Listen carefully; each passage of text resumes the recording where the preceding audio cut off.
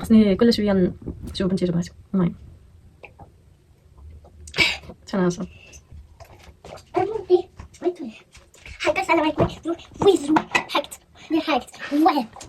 السلام عليكم، نتمنى تكونوا بخير على خير ويلقاكم هذا الفيديو بصحه جيده ان شاء الله.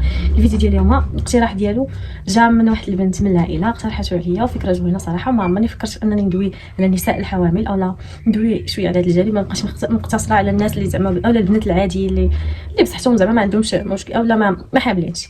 هذا هو الفيديو ديال اليوم. الا عجبكم ما تنساوش ديروا لي لايك وسبسكرايب وخليوا لي اقتراحاتكم نصائحكم ملاحظاتكم. الا كانت شي حاجه خصني نزيدها ولا كنقص شي حاجه ولا كندير شي حاجه ماشي هي نبهوني باش نطور باش نزيدو مزيان لقدام. انترو.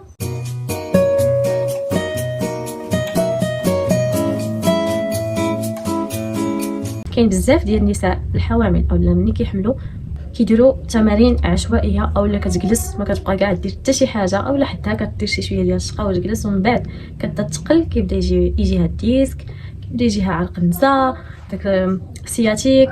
المهم كيبدا يجيونا داك الالم اللي معروفين كيجيو في الحمل. شي كامل بسبب انه الناس واخدين الاعتقاد انه الحماله كتجلسي فيها، مع انه الحماله لا كيتحركوا فيها ومزيان تحركي فيها. ما حد الطبيب ما منعش عليك انك تتحركي في حالات استثنائيه. بحال دابا انا كان طبيب مانع ليا انني نتحرك، كان عندي خطر الولاده المبكره، الوجع كان كيجي قبل من الوقت في 5 شهور تقريبا بدا كيجيني. فداك الشيء علاش ما كنتش كنتحرك، بدا كيجيني السياتيك، داك الحريق اللي كيشدنا من الظهر لرجلينا. هادشي كامل بسبب الجلوس. ولكن حيت كاينين حالات استثنائيه ماشي اي مرأة حامله خصها تتحرك. انا كندوي مع عيالات اللي حاملين وعندهم امورهم كامله مزيان ومسموح لهم يتحركوا كيتحركوا ما كيوقع لهم والو، فكنصحكم انكم ديروا هذه المرونه حيت هي احسن حاجه من بين الرياضات كاملين. بلا ما ندخلكم لجهه اليوغا حيت ماشي التخصص ديالي، مي هي زوينه. مي انا ندوي على المرونه لاس بلاس اولا الجبات الخفيف. هنا ماشي الهدف ديالك انك تولي فليكسيبل، الهدف ديالك انك تخرج من ديك الحصه الضغط على الظهر كيكون قل، الدوره الدمويه كتدور على الجسم ديالك، وفي نفس الوقت كتكوني زعما الحظ ديالك كيكون مزيان حتى الا بغيتي تولدي عادي. خصوصا العظيمات ديال المراه اللي حامله كيكونوا هشين باش يسمحوا للجسم انه يمدد الحوض او العضلات ديال الكرش ديالنا ولا الجسم ديالنا باش يخلي المساحه لذاك البيبي يكبر. فداك الشيء علاش كيكون الجسم ديالك ديجا معاونك انك تكوني فليكسيبل. ولكن الا مشيتي درتيها عرفتي بطريقه غلط غتبقاي دايره مشكل لراسك. فداك الشيء علاش حنا مبغيناش نكونوا في هذه المشاكل، ونعطيك واحد اللي تيبس نصائح باش تمشي بامان في هذه الرياضه. طبعا انا ما غاديش نحط الفيديوهات ولا التصاور ولا الطريقه ديال التمارين، ما يجيش الفيديو انا غير كندوي فيه. التمارين كيجيو فيديو ديال التمارين بوحدهم. هذا ما كان. واول حاجه علاش المرونه شي حاجه مهمه للعيالات اللي حاملين. خصنا نعرفوا انه الحمل راه ماشي مرض، ماشي شي مرض من غير الطبيب مانع لك اولا شرط عليك انك ما تحركيش عندك مشكل او مضاعفات خايبين فرض عليك انك تجلسي. هذه هي الحاله الوحيده اللي ما ديري فيها حتى حاجه، جلسي طيحي تصنتي على ديماتك تدوز ديك الفتره ديال الولاده بخير وعلى خير. كندوي على الناس اللي كيتحركوا عاديين والعيالات اللي كيتحركوا عادي وبطرونكيل امورهم والحملات ديالهم السابقين حتى هما طرونكيل. فزوين انك تدوري الدوره الدمويه ديالك بهذا النوع ديال. كيف قلت لكم الحمل ماشي مرض، الجسم فقط كيتبدل بسرعه بفضل انه بواحد العوامل اللي كيخليو الجسم يتبدل، منهم الوزن والحوض ديالك كيتبدل، البصان ديالك كيتبدل، ما كيبقاش زعما كيف كنتي قبل من الحماله. الضغط كينزل بزاف على الظهر ديالنا، والتنفس كذلك كيولي مختلف، كيولي التنفس شويه مزير بزاف وحنا حاملين. هادشي كامل الا المراه بقات جالسه ما كدير حتى شي حاجه ما كتحركش الجسم ديالها فغالبا الظهر كيضرها والحوض كيبدا يتشنج، كيبدا يعطيك الحريق واحد الجنب اولا بجوجهم ديال العظيمات ديال الحوض ديالنا كيبداو يضروك. موراها الظهر كيبدا يضرك، موراها كيولي كاع السياتيك كيجيك، كتكوني غاده كيشدك كيضربك الضو حتى لرجليك لتحت، وعاد الحركه كتولي صعيبه. وهذه حاجه عاديه مي ما كتكونش بزاف الا كنتي كتجبدي ولا كديري شي رياضات اللي كيخليوك تخفافي بحال المشي بحال المرونه بحال. وسبحان الله راه كيف قلت لكم المرونه ولا اي حاجه كتخليك تمددي باش ترتاحي. ما كندويش على المرونه العاديه اللي كنعطيو للبنات انهم باش يوصلوا للسبليت ولا باش يديروا واحد الموفمون اللي الجسم ديالهم باقي ما الجسم ديال اولا العضله ما كتوصلش ليه، مثلا دوري يديك اللور بحال هكذا.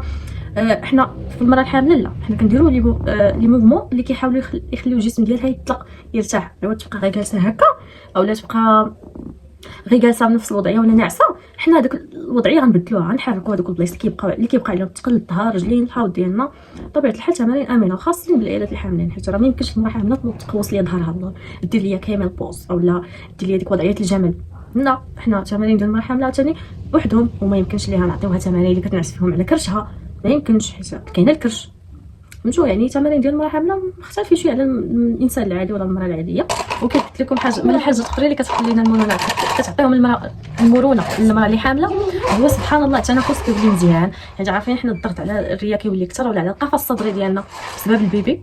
داكشي علاش شويه الجبال، الجبال على قياسك، راه ماشي عاد كتخيلي الجبال هاد النوض ديري ليا شي تمارين غتحتاجي تنعسي فيهم الكرشاك، ولا تمارين اللي غتقوسي ليا ظهرك فيهم كامل بوز او لا كوبرا. لا لا لا، تمارين عاديين مناسبين، غير داك الظهر وداك الصدر يتفتح ويدوز الاكسجين مزيان راسك. تمتع ليا ديك 10 دقائق ديالك ديال المرونه ولا الجبال ديالك على حسابك انت. وعاد زيد كتعاونك ولا كتسهل عليك الحركه اليوميه ديالك في النهار، الدروج كتكون داكشي كيولي يجيك ساهل، حيت ديجا انت اصلا كتخصي واحد 10 دقائق حتى 20 دقيقه ديالك ديال التجبال، ما كتزربيش. علاش كنطول توصلها 20 دقيقه؟ حيت ما بغيناكش تزربي، بغيناك دير داكشي بشويه، كل تمرين تعطي واحد 20 تكرار، اولا بالثواني كتوصل ليها حتى لدقيقه. هما تمارين ساهلين، المراه حامله تمارينها زعما ساهلين. هو كمراه حامله غيجيوها صعاب اللي ديجا اصلا ما عمرها تجبدات، ولكن القياس راه انت كديري على قياسك، عاوتاني على المرونه ولا المدى الحركي ديالك. ما غاديش تنوضي ديري نفس هذيك اللي خدنا لي في الفيديو ولا الخدمه اللي كتبعيها ولا الكوتش اللي كنتي كدربي مع شي كوتش. تزيد الحركات الهادئين ولا التمارين الهادئه راه كتنقص التوتر، الستريس ولا التفكير. كتخرجي وخصوصا الا كنتي كتعرفي تنفسي تنفس مزيان، الطريقه الصحيحه ديال التنفس مع كل موفمون. عرفتي حرفيا كتخرجي دماغك الثاقل. سمحوا لي انا صداع بنتي هي اللي كتنقص، ما عندي كندير لها بنتي خصها تنقص هي الاولى. قلت لكم كيف قلت لكم انه سبحان الله الدماغ ديالك كتكالما مره الحصه ديال اللي كتمددي فيها وكتعرفي تنفسي مزيان وتوزعي التنفس ديالك لذاتك بطريقه صحيحه. واهم نقطه اللي كنت باغا نقول لكم في الاول ونسيت على سميت الهرمون، مشيت قلبت عليه وعاد فكرت شنو سميت الهرمون. المراه الحامله ديجا الجسم ديالها كيعاونها تكون فليكسيبل اولا تمدد بحكم الهرمون ديال الرولاكسين اللي كتخرج الجسم ديالها باش يخلي العضلات ديال البطن ديالها يتمددوا، باش يكون داك الانفصال العضلي اللي كيوقع لنا مورا الولاده، باش البيبي يكبر. داكشي علاش اولا الولاده الطبيعيه كدوز مزيانه، الحوض ديالها تيكون مزيان، العضلات اللي كيدوز منهم البيبي كيكونوا مزيانين. هذاك الشيء علاش كيكون ريلاكسي في الجسم ديالك غيعاونك تكوني فليكسيبل. ولكن ستوب، ما تبالغيش عاوتاني. ما بغيتش توصلي شي مدى حركي عجيب غريب. حنا بغينا كتخرج من ديك الحصه ظهرك خفيف عليك، داك السياتيك اللي كيجيك يلا كتمشي 2 خطوات كيشدك داك السياتيك حتى رجليك. بغينا التنفس ديالك القفص الصدري ديالك اللي مزيرو عليك البيبي يدوز فيه التنفس، ولا تستنشقي داك الهواء اللي ما كتقدريش تستنشقيه بالتمارين العاديه ولا في النهار ديالك العادي. هذا هو الهدف ديالك، من ديريها في بالك. الهدف ديالك من ديك الحصه انت كامراه حامله من المرونه هو تخرجي خفيفه ودماغك ثاقل عليك، يكون داك ستريس ليفل ديال ستريس ناقص بسبب التنفس وداك التمدد اللي كترخي عظماتك وكترخي ذاتك، والدوره الدمويه كدور والتنفس كيدوز مزيان. قلت ما كتبقاي غير في النهار ديال الكالسه ناعسه البيبي بزير لك على النفس ديالك وغيقول لي مالي معصبه، ملي كتجبدي داك الصدر اولا الظهر ديالك القفص الصدري ديالك بالضبط باش الريه ديالك تنفس، حيت راه مضغوطه بواحد البيبي كاين تما كاين. هادشي اللي كنتي وصلتي للشهور الاخرين. القاعده الرابعه بغينا في ديك الحصه نستهدفوا الظهر، الحوض، الصدر اولا القفص الصدري ديالك والتنفس والرجلين. هاد الخمسه هما اللي بغيتك تخدمي لي عليهم مزيان. الظهر، الحوض، القفص الصدري ديالك ولا الصدر ديالك اللي كيكون ضيق بسبب البيبي والتنفس ما كتنفسيش مزيان، وبغينا رجليك اولا الحوض ديالك يكون مزيان. والجزء الرابع ديالنا من هذه الفقره هذه اولا من هذا الفيديو هذا هو اش من تمارين اللي المراه اللي حامله تجنبهم وهي كدير المرونه.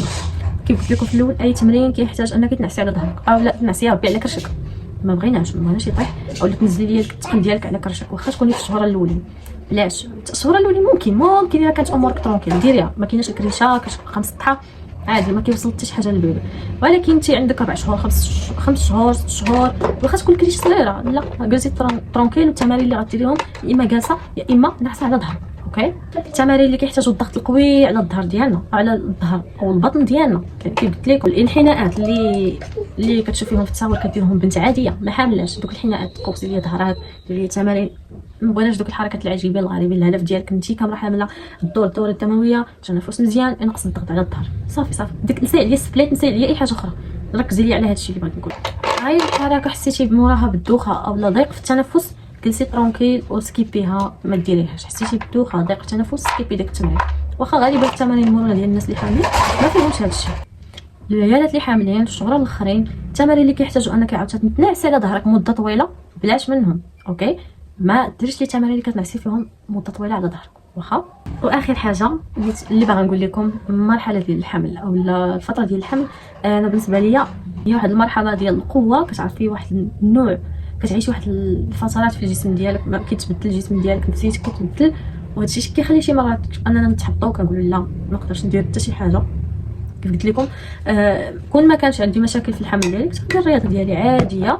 الدليل كتشوفوا الاجنبيات راه كيديروا الرياضه ديالهم، كيهزوا الثقل وكيديروا كلشي طونكيل، الا عندك شي حاله استثنائيه. كيف قلت لكم خطر الولاده المبكره، حنا ديجا اصلا عندنا مشكل انه خطر الولاده المبكره كاين عندنا، كاين في الجينات ديالنا. داكشي علاش كان عندي هذا المشكل، داكشي علاش انا ما عليا الطبيب انني نتحرك في الفتره ديال الولاده ديالي ولا ندير شي حاجات اللي كيحتاجوا مجهود كبير، حيت كان الوجع كيجيني قبل من الوقت بطريقه خايبه.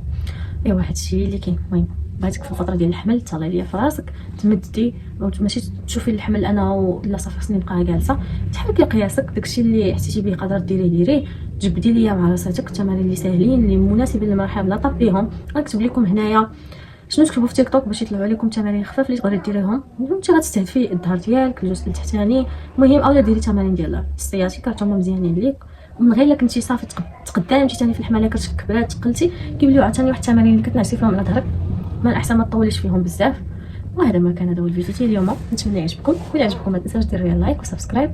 والله العظيم الا صراحه عييت، كنحس بواحد العياء وواحد الارهاق وما بقاش عندي الافكار، فداكشي علاش في انستغرام كنبقى نقول لهم البنات عطيوني الافكار ديال الفيديو ديال هاد المره، راه حرفيا سالوا لي الافكار.